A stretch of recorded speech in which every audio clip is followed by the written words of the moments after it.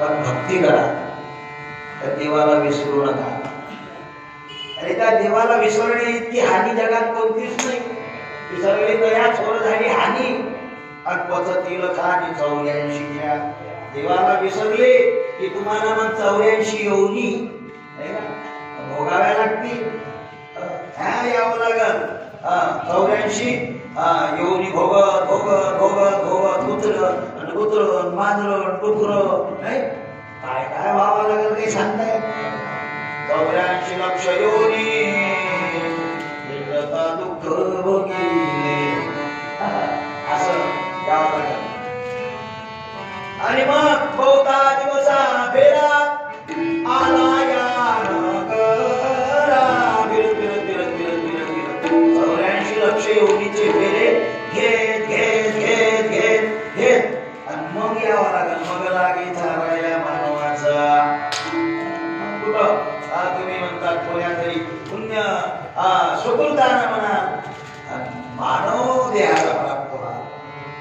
म्हणून मोठ्या भाग्यानं म्हणतात नरदेह लाभला.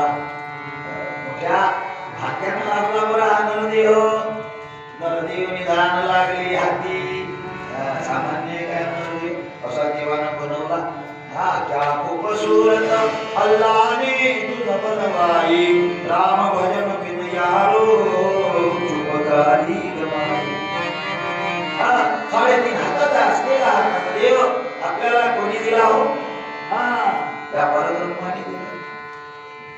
मेरा मेरा सबई मेरा जन्म भर मिलाया. 84 गिर किया यही परब्रह्म. हाथ का मानव देह अल्लाह ने तुझे दिया.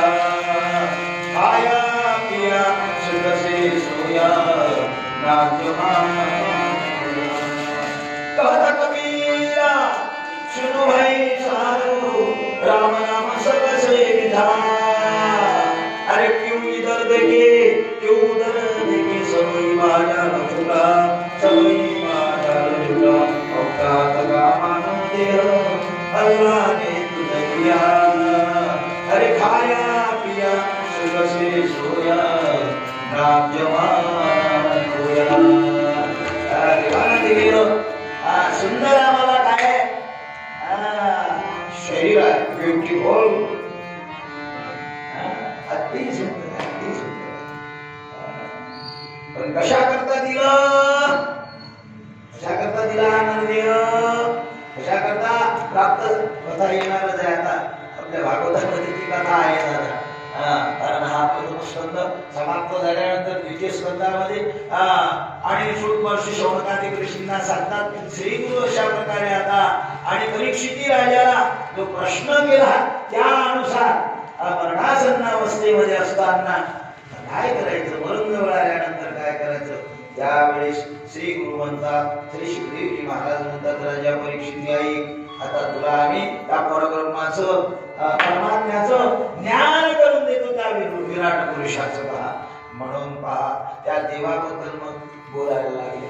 या आता तू ध्यान कर, त्या परब्रह्माचं ध्यान कर, त्या विराट पुरुषाचं ध्यान कर, त्या व्यापक तत्वाचं ध्यान कर. तुला माहिती आहे तो कसा आहे.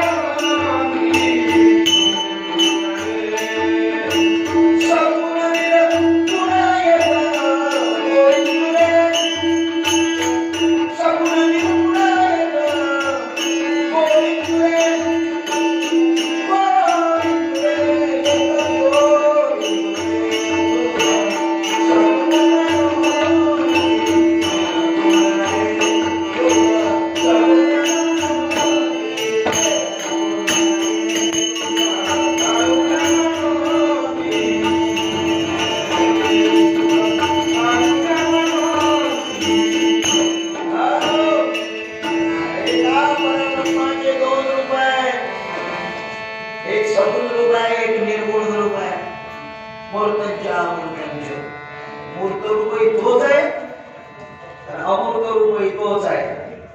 तो दिसतही नाही, तो दिसते. कसा काय दिसते? एवढं मोठं जे पाहून राहिले तुम्ही जग, हे कोणाचं रूप आहे? हे एवढं जग पाहून राहिले, हे कोणाचं रूप आहे? त्याच्यासारखं एक तरी आहे काय? मग त्या परब्रह्माने कसं नटवलं असं? म्हणून या द्वितीय स्कंदामध्ये सांगतात, चौदेवजी महाराज म्हणतात राजा परीक्षिती, तो आदि नारायण परमात्मा, त्या आदि नारायणाने आपल्या मुलाला जन्म दिला. तो मुलगा मग जन्माला आला म्हणतात नाही का, नारायणाच्या नाभी कमलातून जन्माला आला. नाभी कमलामधून असं कमळ होतो, त्या कमळावर जन्माला आला. कोण? ब्रह्मदेव. चार मुखाचा ब्रह्मदेव. आणि तो ब्रह्मदेव पाहायला लागला. काय पाहायला लागला? आपल्याला कोण जन्माला घातलं, कोण जन्माला घातलं, कोण जन्माला घातलं असा पाहून राहिला. ब्रह्मदेवानं पाहिल्यानंतर देव दिसले, देवाला नमस्कार केला. कोण आहात तुम्ही? अरे तुझा बाप आहे मी, तुझा जन्मदाता आहे मी, तुला जन्म दिला मी. असो का? म्हणून मग नारायणाला म्हणतात आपल्या पोराला मग ज्ञान दिलं. ते ज्ञान दिलं त्याला भागवत ज्ञान म्हणतात बरं का. 4 श्लोकामध्ये ज्ञान दिलं. ती 4 श्लोकी झाली. इतकं ज्ञान दिलं, इतकं ज्ञान दिलं, इतकं ज्ञान दिलं की असं ज्ञान म्हणतात कोणालाच नाही. किती जरी या जगात सायंटिस्ट होईल, किती वैज्ञानिक जरी होईल, तरी तो किडनी सारखी किडनी तयार करू शकत. किडनी सारखी किडनी याची काढी त्याच्यात घाली, याचं मांस काढी त्याच्यात घाली, म्हणजे याचा अवयव काढी त्याला लावी. पण तसा अवयव मात्र तयार करता येत नाही. मग हा अवयव कोण तयार केला? हे इंद्रिय कोण तयार केलं? हे पार्ट कोणी तयार केले? दिले इंद्रिय हात पाय कान कोण तयार केले? हो आता केला काय कोणी विचार? हे किडनी कोण? आपलं उत्तर कसं असते? ते ऑटोमॅटिक झालं. आपलं उत्तर कसं आहे? आपल्याला उत्तर कसं आहे? हे एवढं मोठं एक दिसून राहिलं, विश्व दिसून राहिलं, हे कसं झालं अशी? तर आपलं उत्तर कोणतं आहे? ऑटोमॅटिक.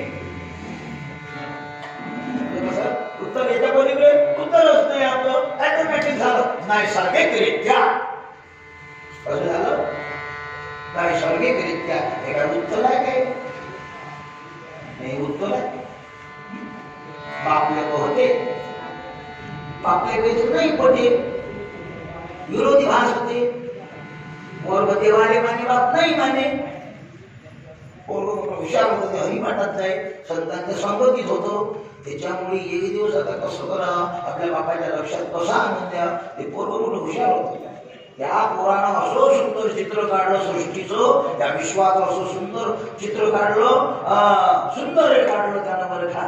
आणि बापाच्या त्या टेबलवर ठेवून दिलं आणि साईडने चाललं गेलं. बाप माइंडेड होता, विद्वान होता, बुद्धिजीवी होता. ते आलं, अरे वा वा वा वा, काय काय म्हणे चित्र काढलं, किती सुंदर चित्र आहे म्हणे. बापरे किती आकर्षक आहे म्हणे. कोण असं, कोण काढलं असं, असा विचारात पडला. एवढ्यामध्ये पोरगा आलं आणि पोराला विचारलं, बाबू हे चित्र तू काढलं का? पोरगा म्हणे आपण नाही काढलं. अरे मग तिनं काढलं का? तिला आवाज दिला, तू काढलं का? म्हणजे मी नाही काढलं. मग कोण आलं होतं माझ्या या रूम मध्ये? तुमची रूम तर बंदच होती. कोणी? अरे मग असं कसं काय झालं? इथं चित्र कसं काय काढलं गेलं? पोरग मोठं हुशार होतं. पोरग म्हणे बाबा मी हुशार बापाचा आव म्हणे. हुशार म्हणजे तुमचा हुशार बापाचा आव म्हणे. म्हणून मी माझ्या हुशारीनं सांगतो म्हणे, कमालीनं सांगतो म्हणे. मला असं वाटते बहुतेक करून हे चित्र असं निघालं असावं. त्या भोवती ज्या आहेत ना, काय म्हणतात त्याला, त्या पेन्शिला, त्या काड्या, त्यांना इच्छा झाली असावी. कोणाला इच्छा? त्या कांड्यांना, त्या पेन्शिलांना इच्छा झाली असावी की आपण आज काहीतरी चित्र काढावं. म्हणून ती एक एक उडली आणि एकीनं आपापल्या पद्धतीनं त्या ठिकाणी जो आकार पाहिजे, जसा आकार पाहिजे, त्या पद्धतीनं त्यांनी, म्हणजे त्या पेन्शिलांनी, त्या कांड्यांनी म्हणजे सुंदर आकार काढले आणि विश्वाचं ते चित्र ऑटोमॅटिक तयार झालं. बाप म्हणे मूर्खा, आप काय म्हणे बोलायले मूर्खा असं कुठं होत असते काय पेन्सिल हातात घ्यावी लागते हातात घेणारा लागतो त्याला बुद्धी लागते मग त्याच्या बुद्धीनुसार ती पेन्सिल हातात घेते त्या पद्धतीनं कुठं चित्र निघत असते मूर्खा असं एकाएकी होईल का त्या पेन्सिला उठत असतात काय त्या पेन्सिला ते पोरग म्हणे मूर्खाच्या बाबा असं काय म्हणे ज्या ती कोणीतरी काय हातात घेणारा लागतो पेन्सिल त्याला बुद्धी लागते त्याला कोणीतरी करता लागते तसा त्या जगाचा कोण आहे कर्ता क्रिया आणि कर्म हे त्रिपुटी आहे कर्ता क्रिया आणि कर्म ज्या ती क्रिया दिसते जगताची एवढं विश्व दिसून राहिलं त्या त्याला कुठंतरी कर्म झालं तो कर्म करणारा कुठंतरी करता आहे बाबा अहो आपल्या संतांनी हा कर्ता मानला कर्ता मानावा लागतो बरं का म्हणून संतांनी विसंगतीने होऊन दिली जगाची म्हणून विज्ञानाला नाही कळणार बाबा कारण विज्ञानाचा हा विषय नाही आहे कारण जिथं विज्ञान संपते तिथं अध्यात्म सुरू होते बरं जिथं विज्ञान संपून जाते तिथं काय सुरू होते जिथं विज्ञान संपून जाते काय करावं आम्ही तर प्रयत्नच केले होते ते वाचवायचे तुम्ही तो पैसा खूप लावला परंतु आम्ही काय करावं आम्ही सर्व एवढे सिव्हिल सर्जन डॉक्टर इतके दिवस झाले त्यांना वाचवण्याचा आम्ही प्रयत्न केला परंतु आम्ही यशस्वी ठरलो नाही का इथून विज्ञान इथून अध्यात्म आहे बाबा इथून अध्यात्म आहे बरं का अध्यात्म अरे तो आहे कोणाचा जीव कोणाचा अरे तो आहे परब्रह्माचा ममैव वंशो जीवलोके जीवभूतः सनातनः मनःषष्ठानि इंद्रियाणि प्रकृतिस्थानि नश्यति तो परमात्म्याचा अंश आहे जीवात्मा कोणाचा अंश आहे त्याला शास्त्रामध्ये अंशांश भाव म्हणतात अंशांश भाव जसा बापाचा लेख हा अंशांश भाव आहे तसा परब्रह्माचा जीव आहे गोपाल कृष्ण हरे राम राम हरे राम राम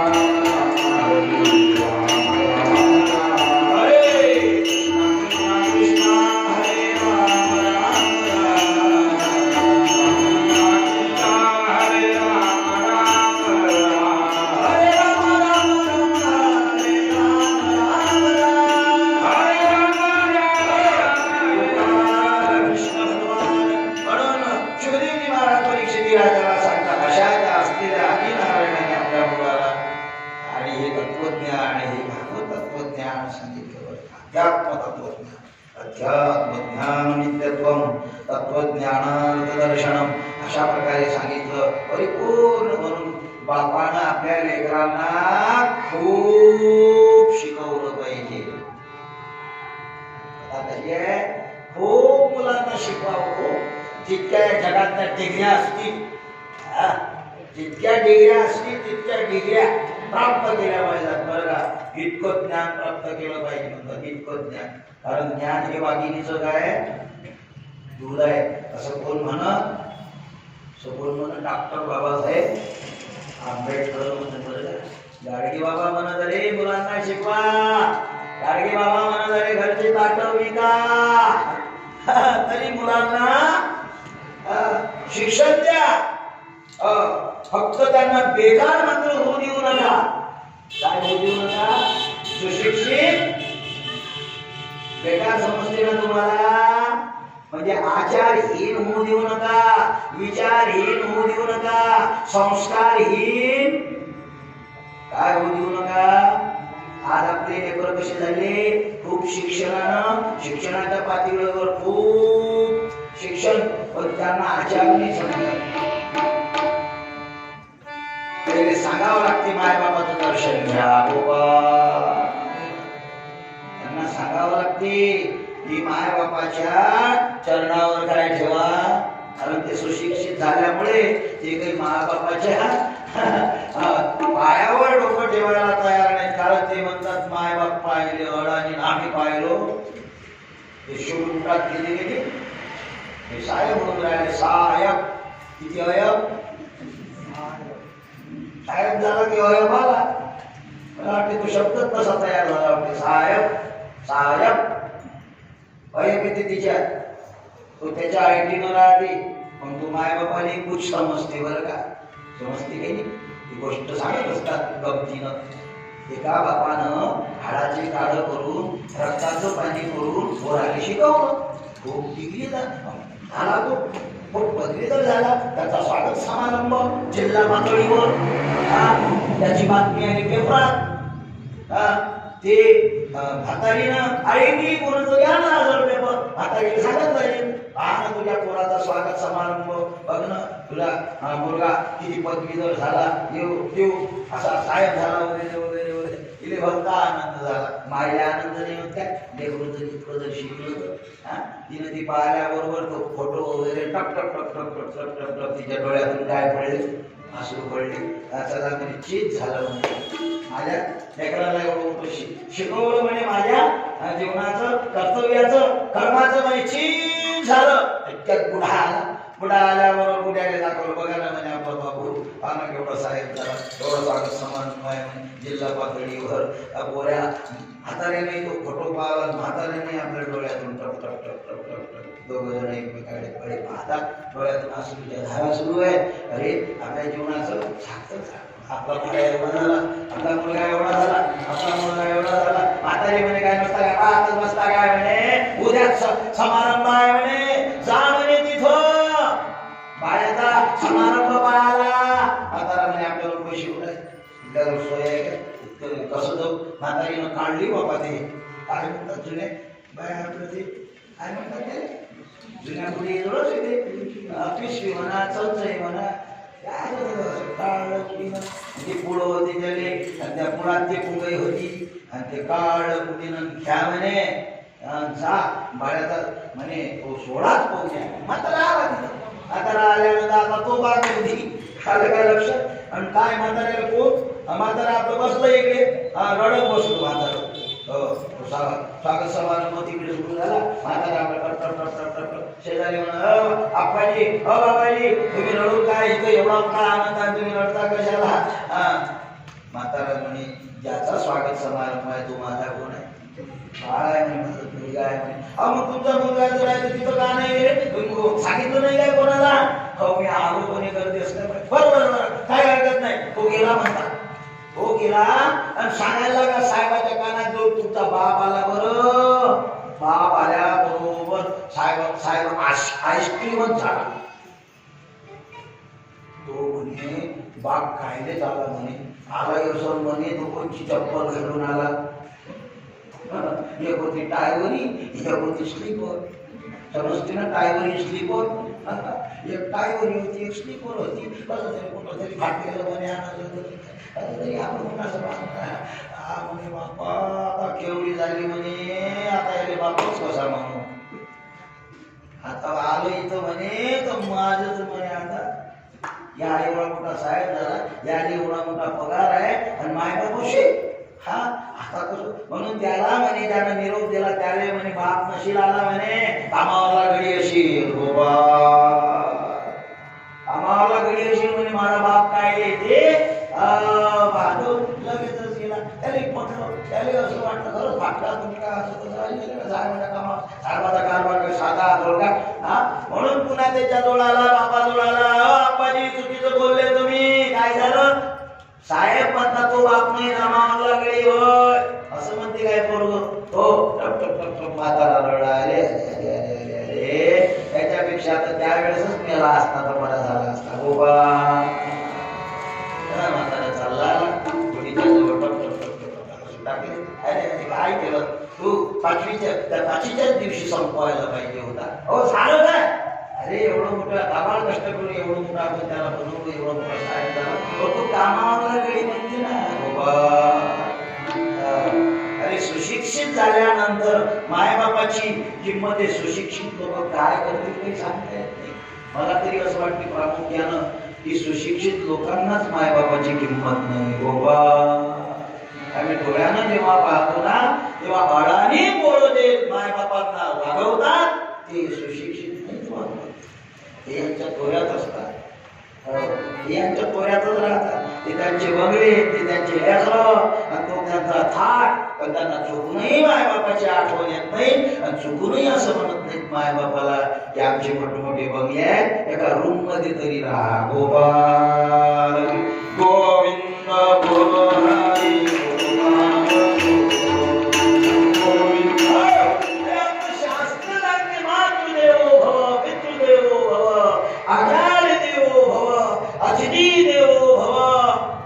शास्त्र सांगते अरे माता पिताच देव आहे. माय बाप केवळ काशी अरे तेने जावे तीर्थाशी.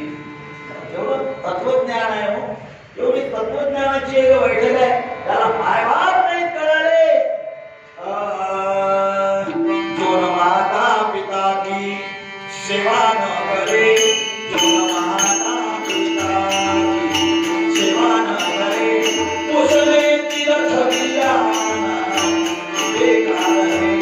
उसने तीर्थ दियाना बेकार है. जो न माता पिता की सेवा न करे, जो न माता पिता की सेवा न करे उसने तीर्थ दियाना बेकार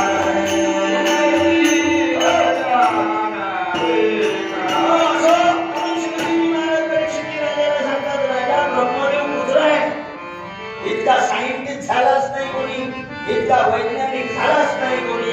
सर्व जगत ज्याने बाबाच्या विनंतीनं तयार केलं हे जड जगत आहे. जगत जड आहे, जगत चेतन नाही आहे. तुम्ही आम्ही जड आहोत, सर्व जगत जड आहे. त्याच्यातून निघून गेल्यावर काय आहे, त्याच्यातून निघून गेल्यावर काय आहे, गुळीतून निघून गेल्यावर काय आहे, गुळीला आहे का पंछी आणि रहेगा पिंजरा खाली. खाली पिंजरा झाल्यानंतर काय करतो आपण त्याचं, एक तर मातीत घाला, एक तर कुठं तरी नेऊन पेटून द्या. हे ठेवतो फ्रीज मध्ये, ठेवतो का नाही ठेवत का, इथपर्यंत त्याच्यामध्ये तो आहे. कोण आहे याच्यामध्ये, त्याच्यामध्ये कोण आहे, ते कवी ऐकवी नारायण तयाची भजन चित्र पाहणारा तो आहे, बोलणारा तो आहे, चालणारा चाले हे शरीर कौनाची संते, चाले हे शरीर कौनाची संते, चाले हे शरीर कौनाची संते, चाले हे शरीर कौनाची संते.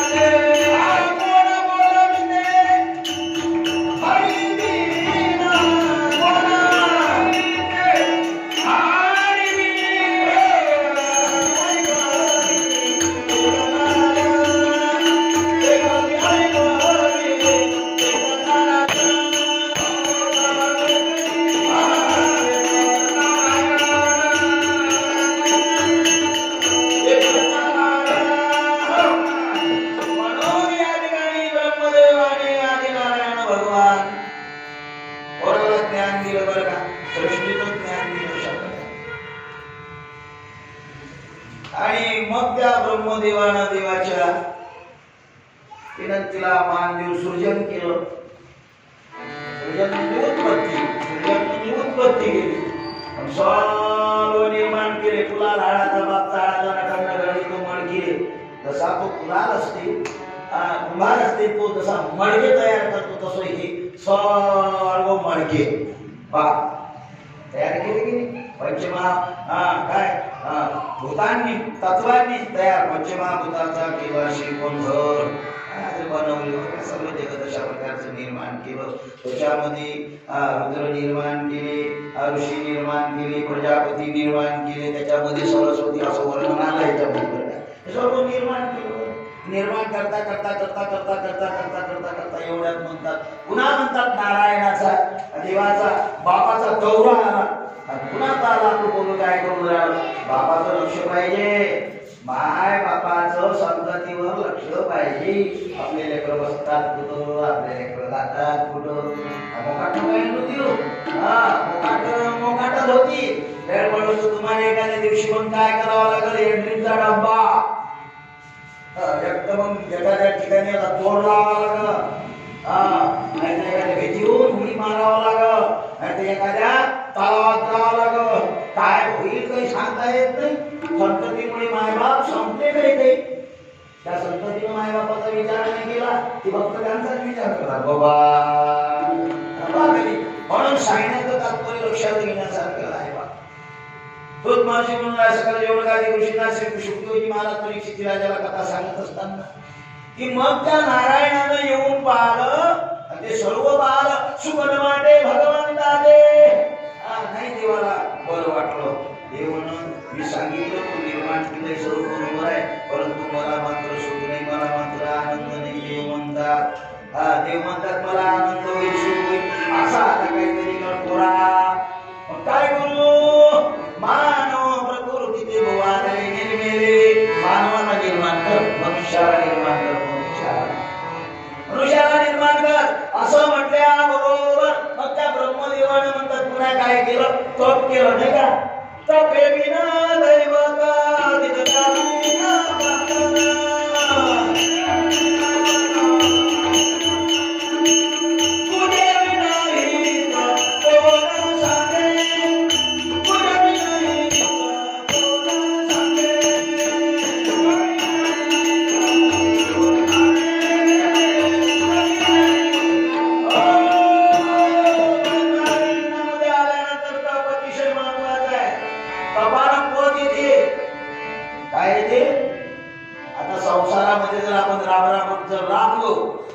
आणि इस्टेट कमवून जर ठेवली किंमत नाही होत काय आपली? आपले लेकरं म्हणा, आपल्या सुना म्हणा, आपले पोरं म्हणा, आपले नातवंड म्हणा, आपली किंमत नाही करत काय? आमच्यासाठी करून ठेवला, आमच्यासाठी करून ठेवला. हे तपच आहे.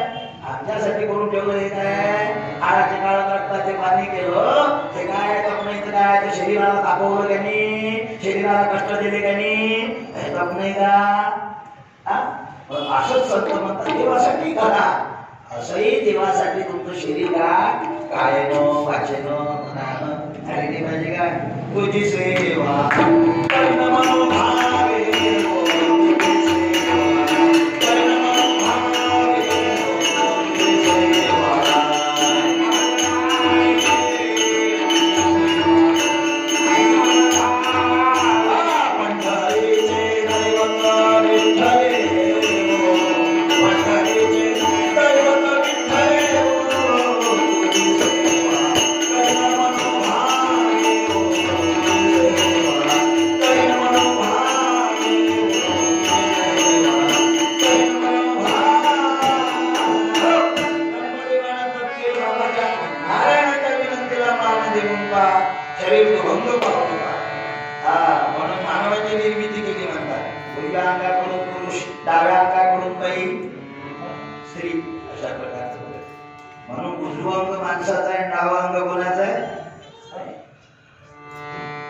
पुरुष हा प्रबल आहे आणि बाई अबल आहे. तिला अबला म्हणतात, पुरुषाला प्रबल म्हणतात. माणूस जे करील ते बाई करणार काय? आता आम्ही आलो इकडून येताना अमरावतीला उतरलो तर बाई कंडक्टरच होती. नाही रमेश पाटील? बाई कंडक्टरच होती. तर टपोरीची होती म्हणा पहिली. हे बापा रे गाडीची कशी होती अशी ती काही नाव येते अशी होती कंडक्टर. जबरदस्त सर्व लोक तिच्याकडेच पाहत. ती मोठी कोणती होती हे म्हणजे मला काय पाहता म्हणे तुम्ही.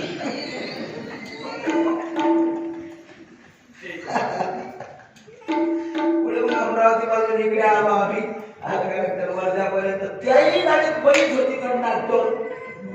ते म्हटलं का कंडक्टर बाई आहे पण ड्रायव्हर पाहिजे. आता बाई पाहिजे, बाई ड्रायव्हर नाही पाहिजे का? आता बाईनं ड्रायव्हर व्हायलाच पाहिजे.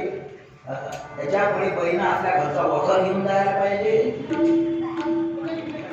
आपल्या घरी वखर आहेत की वखर बाईनं जोडी सोडा आणि आपल्या घरचा बोकार कोण घेऊन जा.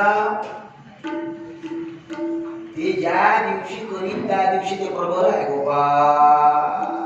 तिथपर्यंत नाही, तिथपर्यंत ते अबलाच आहे. त्या लक्षात आलं काय? तिथपर्यंत बाई अबल आहे. प्रबळ कशी होणार आहे ती?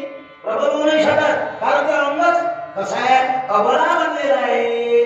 प्रबळ पुरुषाचा अंग आहे म्हणून असं म्हटलेलं आहे. माणसाच्या मनगटात ताकद आहे, बाईच्या कमरीत आहे गोपाळ. कारण दिवसभर थंडा करत राहते तिची कंबर, त्याच्या मनगटात जोर आहे. कोणाचे? हो म्हणणार. विनोदाचा भाग सोडतील म्हणून सांगण्याचं तात्पर्य चौधरी महाराज परिस्थिती राजाला म्हणून राहिले. मानवाला म्हणजे स्त्री आणि पुरुषाला, पुरुषाला उजव्या अंगाकडून झाला आणि स्त्री डाव्या अंगाकडून. म्हणून हे आपण जे करतो ना पूजाविधी वगैरे, काही ब्राह्मण लोक आपल्याला बसवतात, म्हणतात बाई तू डावीकडून बसतो, पुरुषाला तुझ्या घरच्या पोराला उजवीकडून बसवलं. त्याचं कारण हे ब्रह्मदेवानं निर्माण केलेलं स्त्री आणि पुरुष तत्व आहे बरं का. म्हणून उजवं अंग पुरुषाचं आहे आणि डावं अंग स्त्रीचं, अशा प्रकारे पहा. म्हणून सांगण्याचं तात्पर्य अशा प्रकारे स्त्री आणि पुरुष निर्माण केले. परंतु ही कोणची जात आहे हो? याला मानव जात म्हणतात. लिंग भेद आहे, स्त्री आणि पुरुष हा लिंग भेद आहे, पण जात कोणची आहे? देखी मनुष्य जात, मनुष्य जात मानव जात आहे. मानव देवानं निर्माण केला. विज्ञान म्हणते माकडापासून झाला, विज्ञान म्हणते माकडापासून झाला. त्या माकडाच्या अवयवात म्हणते बदल होत होत होत होत होत मनुष्य झाला, असं विज्ञान म्हणते. आमचे संत म्हणतात तसं नाही. संत म्हणतात त्या परमेश्वरानं सृष्टी निर्माण केली ना, तर त्याच्यामध्ये इतक्या योन्या आहेत, त्या अजूनही त्या योन्याचं संशोधन विज्ञानालाही होऊन नाही राहिलं की जीव किती काय. योनी येतात, त्याच्यामध्ये मानव योनी आहे. कोणती? स्वतंत्र योनी त्या मनुष्यानं तयार केलेली आहे बरं का. 84 लक्ष योनीमध्ये ही योनी अशा प्रकारची आणि निर्माण झालेली आहे बरं का. कोणची? मानव योनी. म्हणून असा एकच हा मनुष्य आहे बरं का. म्हणून मनुष्य जात मानव जात आहे, मनुष्य जात आहे. मनुष्य जर जात जर आहे तर आता या जाती कशा पडल्या? जाती पडल्या का नाही? किती जाती आहेत? 18 पगड जाती आहेत, 18 पगड जाती. जाती काय जेवून पडल्या? त्या देवान पडल्या काय जाती? देवानं जाती पडल्या काय? हे काय नाही, आपण आपल्या गुणानं झालं, त्या आपल्या कर्मानं झालं. ते विचारले गेला कोण झाला? बोला ना. ते विचारले गेला कोण झाला? बोलतोय तिथं काढे. हा ते त्याच्यातही प्रकार आहे. एक बैली, दोन बैली. एक बैली दोन बैली काय देवान करून ठेवलं होतं का? कोणी केलं? गुणकर्म विभाग अशा त्याच्या गुणावरून त्याच्या कर्मावरून हा विभाग पडला. हा देवानं नाही पडला गोपाळ. हे मानवकृत आहे. हे आपण जे दुकान मांडलंय मानवकृत आहे, ईशकृत नाहीये. देवाला एकच फक्त पाठवलं लेबल लावून, मानव, मनुष्य. मनुष्य जात सगळं स्वभावना भजनशी त्याला शिल्लम केलं.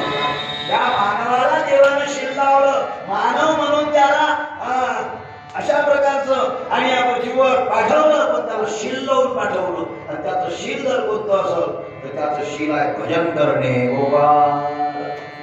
देखी मनुष्य जात सगळं स्वभावता भजनशील. म्हणून भजन करणं हे कोणाचं शील आहे? भजन करण्याकरता देवानं पाठवलं, भक्ती करण्याकरता पाठवलं देवानं आपल्याला बरं का. पण आपलं काय होऊन राहिलं? त्याच्याकरता आलो ते नाही, दुसरंच करत बसलो नाही काय. मार्केटात गेलो आणि जे आणाय भरतीनं सांगितली होती काय, भरतीनं सांगितलं होतं भाजीपाला वगैरे घेऊन या. गेले का तर तिकडे दुसऱ्याच मार्केटात गेलो आणि तिकडून एक शिंगरू घेऊन आलो. कुठे वाचत घरची म्हणजे गाव बदल नाही आला नाही. ते पाहिजे काय बांधलं तिथं ते पाहिजे म्हणे काय तुम्हाला खाऊ घाला म्हणे. ज्याच्याकरता गेलो ते ना आपण दुसरं करत बसतो. शरीराची गावा दया लागी आली ती पांडवा, तो कार्याचा गावा सांडून येऊन ज्याच्याकरता आलो ते केलं पाहिजे संत म्हणतात. भजन करण्याकरता आलो, भक्ती करण्याकरता आलो. आणि हे करत असतानाच आपला संसार काय होणार आहे म्हणतात. सार होणार आहे. संत महात्मे सांगतात पहा. शुकदेवजी महाराज परीक्षिती राजाला सांगून राहिले, राजा अशा प्रकारे हे जे पुरुष आहेत म्हणतात यांची नावं सांगितल्या जातात. त्या पुरुषाचं नाव आहे स्वयंभू म्हणू आणि त्या स्त्रीचं नाव आहे शतरूपा. स्वयंदेव अनुभव आहे ती स्वयंभू म्हणू. स्वतःसिद्ध ज्याचं जीवन आहे, स्वतःसिद्ध स्वतंत्रता ज्याला आहे तो स्वयंभू म्हणू आहे. म्हणून पुरुषाला स्वतंत्रता पाहिजे, स्वतःसिद्ध असला पाहिजे. जिथं लात मारेल तिथं हा वय मानो आला का लक्षात. दुसऱ्यावर परावलंबी जीवन असू नये, स्वावलंबी जीवन असावं म्हणतात का. असा मनुष्य असला पाहिजे बरं. आणि पत्नी कशी असावी, पत्नी कशी असावी, शतस्वरूपा, शतगुणा, शतरूपा. मार्गाने तिला 100 पैकी 100 मार्क दिले पाहिजेत. किती दिले पाहिजेत? 100 पैकी 100 मार्क दिले पाहिजेत. घरच्या वा तू आहेस तो मी आहे, तू आहेस तो त्याला म्हणतात खांद्याले खाते. कशी मजा येते मग तुम्ही करू हो तर म्हणा. अरे संसारात साथीदार कसा पाहिजे. संसारात जर सोबती बरोबर असला तर संसार आहे, आणि संसारात जर साथीदार बरोबर नसला ना, तो वाढाय जर असला तर वाढाय समजते काय तुम्हाला. जशी गाडी असते त्या गाडीला 2 चाकं असतात, पण एक चाक सरळ असते आणि एक चाक साईड सोडते. काय सोडते? साईड सोडते बरं का. अशी साईड सोडी जर असली तर मात्र तो संसार व्यवस्थित अशा प्रकारचा होणार नाही. शतगुणा शतस्वरूपा अशी पत्नी बरं का. आणि यांच्यापासून मग पुढे काय झाली, संतती झाली. 2 पुत्र झाले, कृतांबा, प्रियव्रा. त्यानंतर 3 कन्या झाल्या, आकुती, प्रसूती आणि देवती. यांच्या वंश विस्ताराची कथा शुकदेवजी महाराजांनी परीक्षिती राजाला विस्तारपूर्वक सांगितली. आणि तो विस्तार कथेचा आपण दुपारी करू. हरे नमः, हरे नमः, हरे नमः. बोली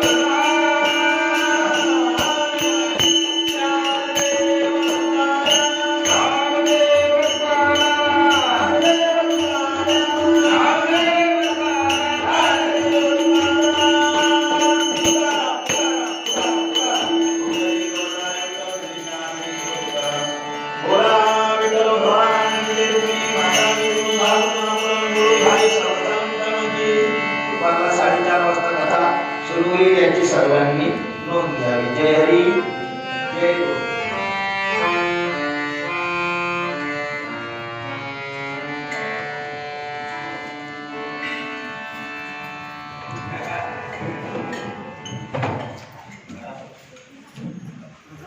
Gracias.